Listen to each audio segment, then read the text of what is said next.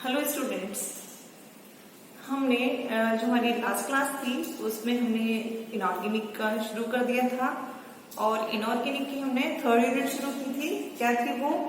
Electronic spectrum of transition metal complexes. ठीक है, संक्रम धातु संकुलों में इलेक्ट्रॉनिक स्पेक्ट्रम हम देख चुके थे कि ट्रांजिशन मेटल कॉम्प्लेक्सेस में दो टाइप के इलेक्ट्रॉनिक ट्रांजिशन होते हैं। एक तो देखा था हमने डीडी ट्रांजिशन और एक देखा था क्या हमने आवेश स्थानांतरण स्पेक्ट्रम, जिसमें भी हमने दो प्रकार देखे थे, एक एमएलसीटी और एक एलएमसीटी। ठीक है, तो आपने देखा था कि जिस तरह से ये संक्रमण होते हैं तो संक्रमण के कारण जो कॉम्प्लेक्स होते हैं वो क्या करते हैं, कलर शो करते हैं। हमने देखा था कि जो कलर शो होते हैं तो संक्रमण के दौरान जो अवशोषित फोटोन होते हैं, जिस भी वेवलेंथ के, जिस भी तरंगदैर्घ्य के फोटोन हम संक्रमण के लिए अवशोषित किए जाते हैं, उसका पूरक कलर प्रदर्शित किया जाता है। जैसे देखो, मैंने एक डायग्राम बनाया है। आपको पता है कि जो इंद्रधनुष होता है, या ऐसे कहें कि जब श्वेत प्रकाश विभेदित होता है तो कितने रंगों में विभेदित होता है? 7 रंगों में विभेदित होता है। कौन कौन से थे? विबग्योर, VIB, GY और विबग्योर।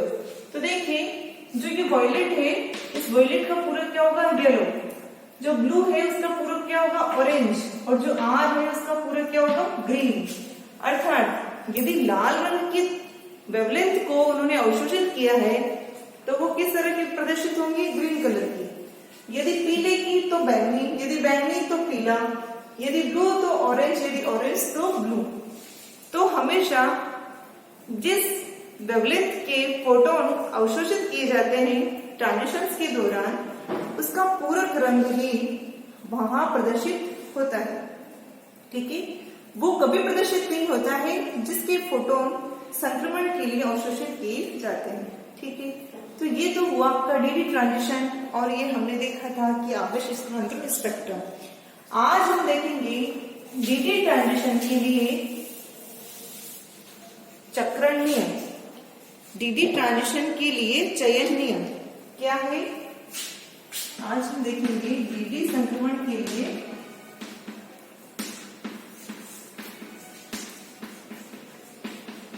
चयन नियम, selection rule of DD transition. ठीक है, ये आज हमारा टॉपिक है। इसमें हम क्या देखेंगे? इसमें हम ये देखेंगे कि कौन कौन से नियम हैं, जैसे ये पता चलता है कि ये जो डीडी संक्रमण है ये होगा या नहीं होगा। अगर होगा तो सिर्फ कहते हैं हम अनुमत संक्रमण, और यदि नहीं होगा तो उसे कहते हैं वर्जित संक्रमण। तो इसको समझने के लिए दो रूल दिए गए हैं। एक है लेपोर्ट का नियम, दूसरा है चक्रण नियम। तो लेपोर्ट का नियम और चक्रण नियम को जो संक्रमण फॉलो करेगा, जिस संक्रमण के दौरान ये दोनों रूल फॉलो होंगे, वो तो क्या होगा? अनुमत संक्रमण। और जिस संक्रमण के दौरान ये दोनों फॉलो नहीं होंगे, कौन से रूल? लेपोर्ट नियम और चक्रण नियम, तो वो संक्रमण क्या होगा? वर्जित संक्रमण होगा। सबसे पहले हम देखते हैं लेपोर्ट का नियम।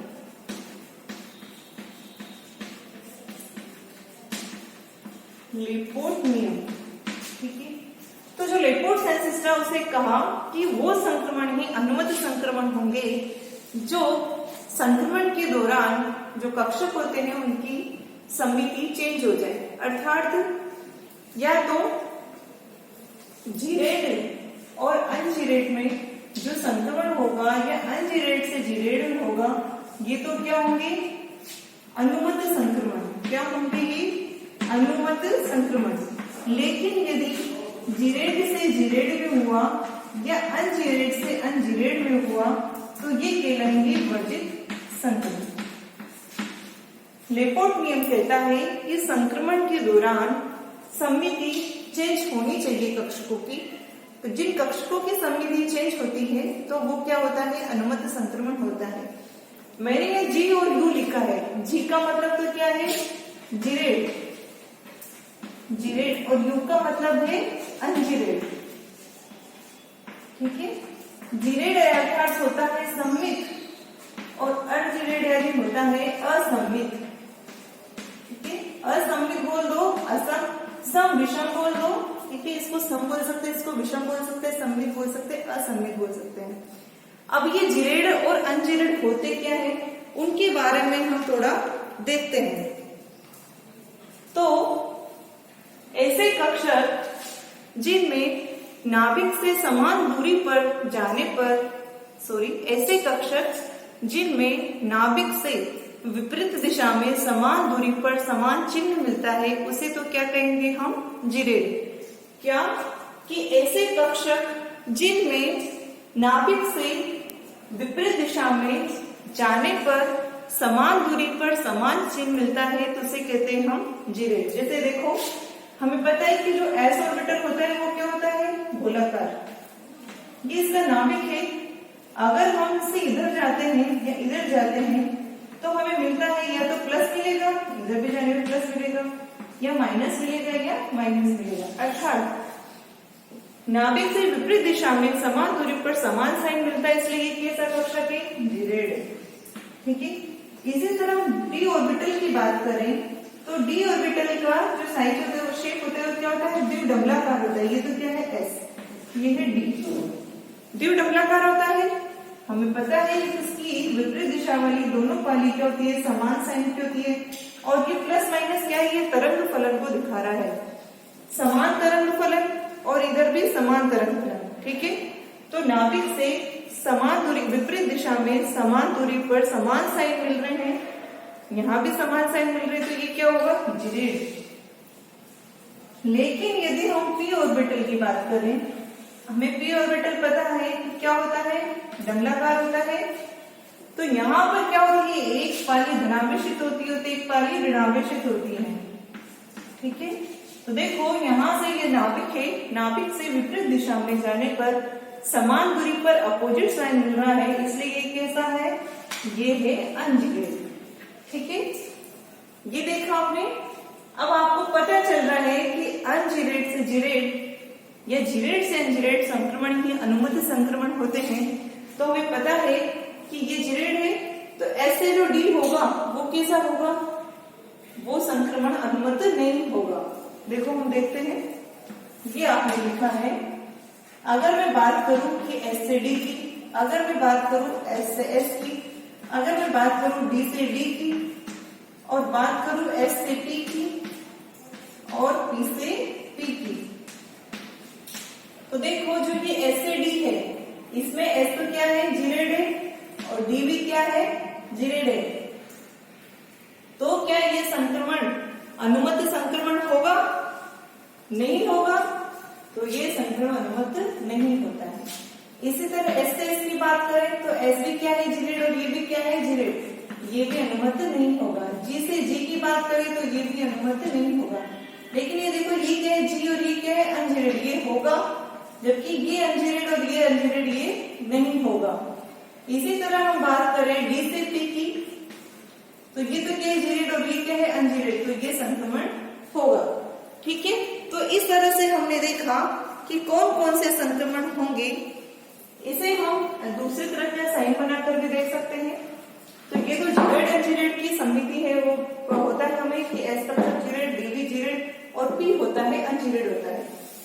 हम एक डायग्राम बना के अनुमत और वर्जित संक्रमण को समझते हैं। तो देखिए,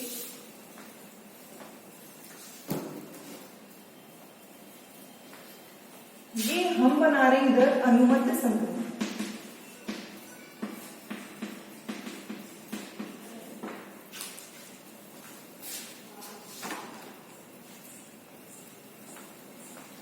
अनुमत संक्रमण, ठीक है। देखो ये हमारे पास है कक्षक, ठीक है। ये है 1s, 1s के बाद क्या आता है 2s, ये ऊर्जा अवस्था में 2p, 2 के बाद क्या आता है बताओ 3s, 3p, 3d, और ये है 4s, ठीक है। ये हमारे क्या है कक्षक में, ठीक है। और कक्षक में क्या ऊर्जा अवस्था है, कोश है, कोश में क्या है कक्षक है। तो ये 1s है, तो 1s है, तो 1s से अगर 2s में जाएंगे तो क्या वो संक्रमण वर्जित होगा, नहीं होगा। लेकिन यदि 1s से 2p में गए तो ये संक्रमण वर्जित होगा। यदि 2s से 3p में गए तो भी संक्रमण वर्जित होगा। यदि 2p से 3d में गए तो ये भी संक्रमण वर्जित होगा। यदि 3p से 4s में गए तो ये भी संक्रमण अनुमत हो गए। अनुमत संक्रमण देख रहे हैं हम। देखो हमने देखा कि 1s से 2p में, अर्थात 1s क्या है, जीरेड, और ये क्या है, अनजीरेड। इसी तरह मैंने लिखा 2s से 3p, ये क्या है, जीरेड, ये क्या है, अनजीरेड। इसी तरह लिखा हमने 2p से 3d, अर्थात 2p के अनजीरेड और 3d के जीरेड। तो इस तरह से जिन भी संक्रमणों के दौरान यदि कक्षा की सममिति चेंज हो जाए तो उसको क्या कहेंगे, हम अनुमत संक्रमण कहेंगे। अब हम देखते हैं वर्जित संक्रमण।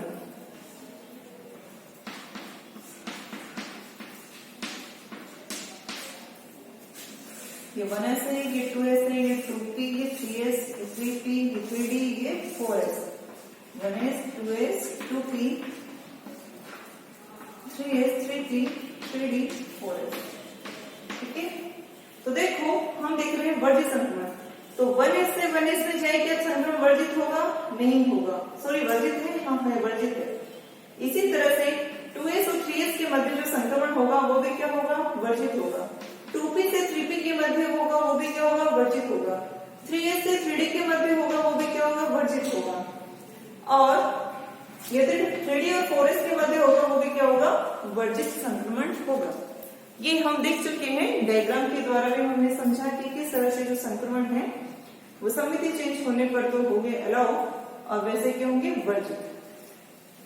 नेक्स्ट देखिए अपने पास है, अगर अब हम इस पे बात करें लेपोर्ट सिलेक्शन नियम से तो हमें क्या पता चल रहा है कि जो डीडी संक्रमण है क्या वो अनुमत होगा?